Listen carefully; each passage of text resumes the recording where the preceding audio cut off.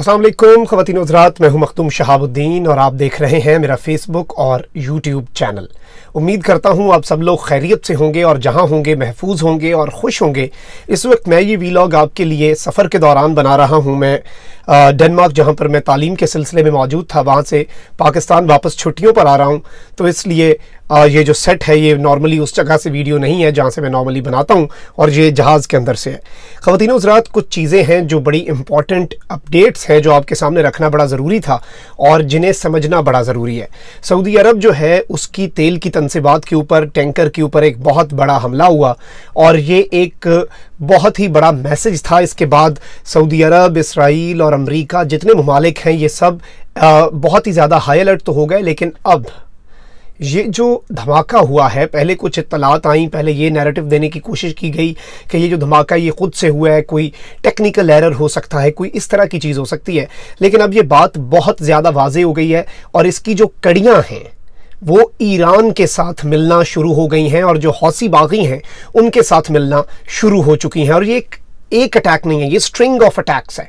बहुत ज़्यादा अटैक्स हुए हैं जो कि गुज़श्ता चंद हफ्तों के अंदर हमने देखा। उन सब का जायज़ा लेंगे, साथ ही साथ आपको बताएंगे कि सऊदी मिनिस्ट्री ऑफ एनर्जी जो है उसके स्पोक्स पर्सन ने क्या बात कही जिसने डायरेक्टली ईरान की तरफ इशारा किया। और इस कैप्टन जो कि ये सिंगापुर का शिप था, वेसल था, जो कि यहाँ पर सऊदी पोर्ट के ऊपर था और तेल की तनसीबात जो है, तेल का जो है आमदोरफ्त उसके लिए काम कर रहा था, तो उसके कैप्टन ने क्या कहा है उस वेसल के, वो भी आज की इस वीडियो में आपके सामने रखेंगे।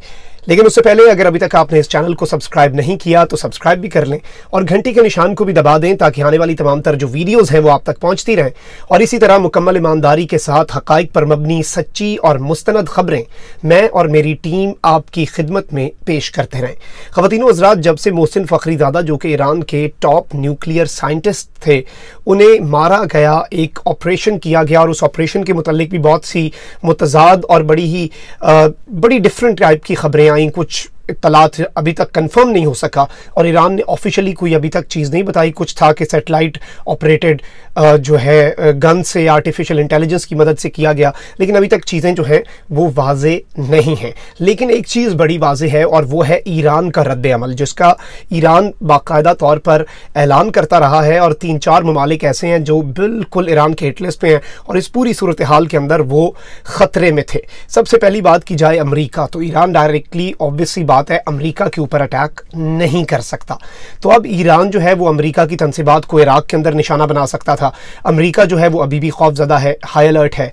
इसराइल की बात की जाए तो इसराइल जो है उस पर हिजबुल्लाह के ज़रिए कार्रवाई करवाई जा सकती थी और उसका जो शहर है हाइफा, उसके ऊपर हमले की बातें आई। और सऊदी अरब की अगर बात की जाए तो सऊदी अरब के ऊपर हमेशा अगर ईरान की तरफ से कोई अटैक होता है, एक तो वो डायरेक्ट अटैक नहीं होता और दूसरा वो हमेशा से तेल की तनसीबात को, यानी जो उनकी दुखती रग है, जहाँ से उन्हें नहीं बल्कि पूरे वेस्ट को और पूरी दुनिया को फ़र्क पड़ता है, वो बहुत मैटर करता है।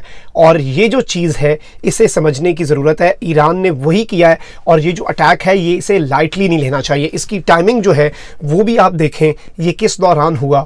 ये भारतीय आर्मी चीफ जब वहाँ पर मौजूद था, उसका दौरा ख़त्म होते ही ये हुआ। तो ये भी एक मैसेज हो सकता है कि कुफ़ार से जो बढ़ती हुई पींगे हैं, इसराइल के कहने पर जारी बात है सऊदी अरब और भारत की क़ुर्बतें बढ़ रही हैं मोहम्मद बिन सलमान की, तो ये एक मैसेज भी कंसीडर किया जा सकता है।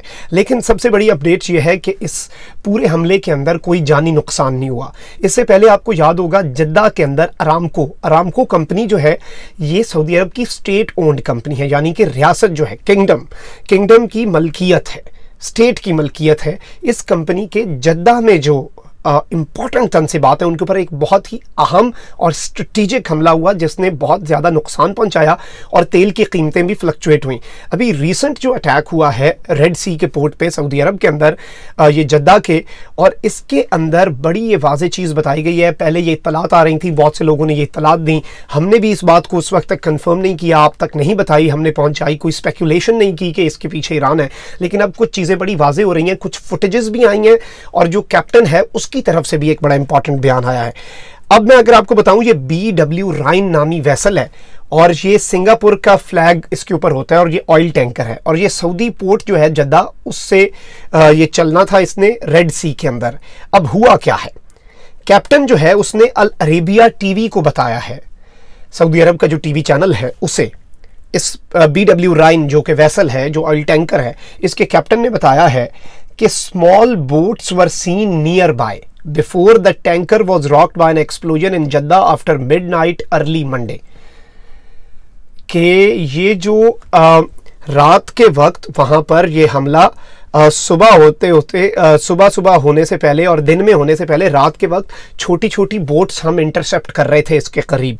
अब छोटी बोट्स जो होती हैं वो नॉर्मली हौसी ही इस्तेमाल करते हैं और ये बोट्स वो नॉर्मली सऊदी पोर्ट्स पे भी भेजते हैं। कभी कभी तो इसमें बंदा कोई भी नहीं होता, इनके अंदर सिर्फ और सिर्फ बारूद लाद के भेज दिया जाता है। और सऊदी अरब ने गुज़श्ता हफ्ते ऐसी बहुत सी बोट्स जो हैं वो इंटरसेप्ट भी की, उन्हें पहचाना भी और उनका फिर जारी बात उन्हें न्यूट्रलाइज भी किया गया सऊदी अरेबिया की जानिब से।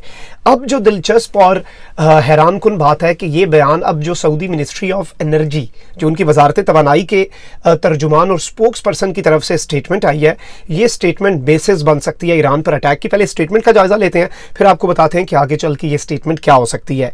इन्होंने सऊदी प्रेस एजेंसी को, जो कि सरकारी वहां की एजेंसी है, उसे क्या बताया है, the tanker which was anchored at Jeddah fuel terminal, ये फ्यूल टर्मिनल के ऊपर खड़ा था। पहली बात, यानी ये समुंदर में नहीं था, यानी वो पोर्ट तक पहुंचे हैं जो भी पहुंचे हैं। आप इस चीज़ का भी अंदाज़ा करें, यानी आप पोर्ट से दूर हो जाएं तब तो जाहिर बात है समुंदर में निशाना बनाना बड़ा आसान है, लेकिन ये जद्दा के पोर्ट के ऊपर फ्यूलिंग करवा रहा था ये tanker, which was struck by an explosive laden boat in a terrorist attack.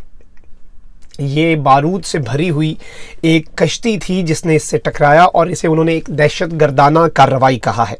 इसके अंदर जारी बात है 22 लोग क्रू मेंबर्स मौजूद थे, उन्हें कुछ भी नहीं हुआ, लेकिन इसके बाद बहुत ज़्यादा मसला बना और वहाँ पर शिप को और उसकी तनसीबात जो है तेल की, उन्हें बड़ा ही शदीद नुकसान पहुँचा। तेल की कीमतों में फ्लक्चुएशन आई और वो ऊपर चली गई। और ये जारी बात है ईरान की तरफ से अगर ये किया गया है, हम इस बात को कन्फर्म नहीं कर सकते, लेकिन सऊदी अरब की तरफ से ये कहना जो है और ऑफिशियल स्टेटमेंट आना इस चीज़ की तरफ इशारा है कि वो हौसियों के ऊपर इसे डाल रहे हैं और हौसियों का वो हमेशा से बताते हैं कि इसके पीछे ईरान है। तो इसे बुनियाद बनाकर डोनाल्ड ट्रंप के वो इक़्तिदार छोड़ने से पहले क्या हो सकता है उस पर भी जाएंगे, लेकिन आपको पहले कुछ चीज़ें बता देते हैं कि ये जो चीज़ है इन्होंने बोला क्या है। जो सऊदी मज़ीद इनकी मैं आपको बताऊं कि ये सऊदी जो मिनिस्ट्री ऑफ एनर्जी के तर्जुमान है, इनकी तरफ से क्या कहा गया है कि stressing the destructive nature of attacks and the threat they pose to security and sustainability of energy supplies to world and global economy, He called the countries to stand together against such subversive terrorist attacks। उन्होंने कहा कि इसका फिर से धमकी दी है कि इस तेल की जो आमदोरफ्त है, तेल की जो सप्लाई है, उसका जो इम्पैक्ट है सऊदी अरब के ऊपर नहीं होगा, उसका इम्पैक्ट जो है वो पूरी दुनिया की सिक्योरिटी, पूरी दुनिया की स्टेबिलिटी और दुनिया की इकोनॉमी, ग्लोबल इकोनॉमी के ऊपर अफेक्ट होगा। आपको पता है कि यूनाइटेड किंगडम जो है, यूके, बरतानिया, उसने अपनी नेवी का एक इदारा जो है उसे यहाँ पे डिप्लॉय किया है सिक्योरिटी के लिए, क्योंकि पूरी दुनिया बड़ी कंसर्न होती है कि किसी भी सूरत सऊदी अरब की तेल की तनसीबात को कुछ ना हो, क्योंकि उसकी बुनियाद पर उनकी अपनी जो इकोनॉमी है वो डाउन हो सकती है, क्योंकि तेल उन्होंने खरीदना होता है।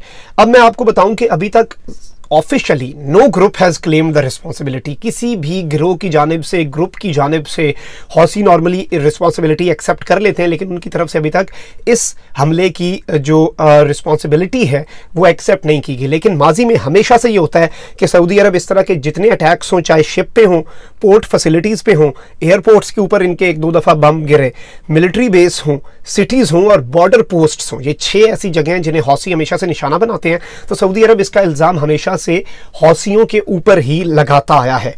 अब ये जो जद्दा पोर्ट है ये तकरीबन यमन के बॉर्डर से 600 किलोमीटर दूर है और हौसीज जो हैं वो नॉर्मली सी माइंस इस्तेमाल करते हैं जो कि उन्होंने सऊदी वाटर्स के अंदर प्लांट की हुई हैं। इसके अलावा वो बोट्स भेजते हैं जो कि बारूद से भरी हुई हैं। साथ ही साथ अभी रिसेंटली सऊदी अरब ने एक बारूद से भरा हुआ ड्रोन जो है वो भी इंटरसेप्ट किया है। और जाहिर बात है इसके अंदर सऊदी अरब ने 2015 के अंदर जो यमन के अंदर जंग चलाई उसका शाखसाना आपने देखा है, वहां पर जाहिर बात है एक सेंटिमेंट पाया जाता है। सऊदी अरब हौसियों को बागी कहता है, वो अपने आप को फ्रीडम फाइटर्स कहते हैं।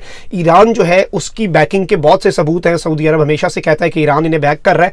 और एक चीज़ आप बड़ी वाज़ेह समझ लें, ईरान इसराइल के ऊपर या सऊदी अरब के ऊपर कभी भी डायरेक्ट अटैक नहीं कर सकता, तो ईरान अपनी प्रॉक्सीज़ को यूज़ करता है। सऊदी अरब के लिए ईरान के पास हौसी हैं और इसराइल के लिए ईरान के पास हिजबुल्लाह है। तो इस चीज़ की बहुत ज़्यादा इम्कानात होते हैं। लेकिन अब दिलचस्प बात यह है कि नॉर्मली ऐसी सिचुएशन में, इस पूरी सूरत हाल के अंदर जब भी ऐसा कुछ होता है, हौसी जिम्मेदारी कबूल कर लेते हैं, लेकिन इस दफ़ा हौसियों ने जिम्मेदारी कबूल नहीं की, लेकिन सऊदी अरब ने उनके ऊपर डाल दी है।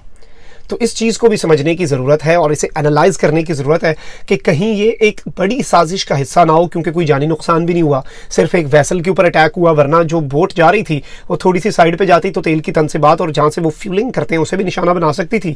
तो ये एक बहाना भी हो सकता है, यानी हम दोनों पॉसिबिलिटीज़ जो हैं उन्हें रूल आउट नहीं कर सकते कि ये कहीं इनसाइड जॉब ना हो, या जिसे फॉल्स फ्लैग ऑपरेशन कहते हैं उस टाइप की कोई कार्रवाई भी ये हो सकता है। लेकिन बहुत सी आलमी जरीदे जो हैं उन्होंने फुटेजेस भी दिखाई हैं और इसका बता रहे हैं कि ये जो पूरा हालात है, और इसने basically United nation security council से भी सऊदी अरब ने राब्ते का फैसला कर लिया है। और अब जो पूरी सूरत हाल है ये गंभीर हो सकती है, क्योंकि जैसे जैसे डोनाल्ड ट्रंप का वक्त करीब आ रहा है, सऊदी ईरान अमेरिका जो है वो यहाँ पर B-52 बॉम्बर्स भी तैनात कर रहा है, क्योंकि पेंटागन जो है अमेरिका की जो एस्टेब्लिशमेंट है उसका मानना है कि ईरान एक तो इराक के अंदर से फौज जब वहाँ से निकलेगी इनखला, और दूसरा सदारती ट्रांजिशन, वो जो 4-5 दिन का वक्त होगा जिसमें कन्फर्म ही नहीं होता इख्तियारात हैं किसी के पास या नहीं है, उस टाइम को ईरान इस्तेमाल कर सकता है बड़ा अटैक करने के लिए। तो सऊदी अरब जो है वो तो ऑलरेडी अलर्ट है, इसराइल और अमेरिका भी इस वक्त बहुत ज़्यादा परेशान है और उन्हें लग रहा है कि ईरान जो है वो बदला ज़रूर लेगा। और इस हमले को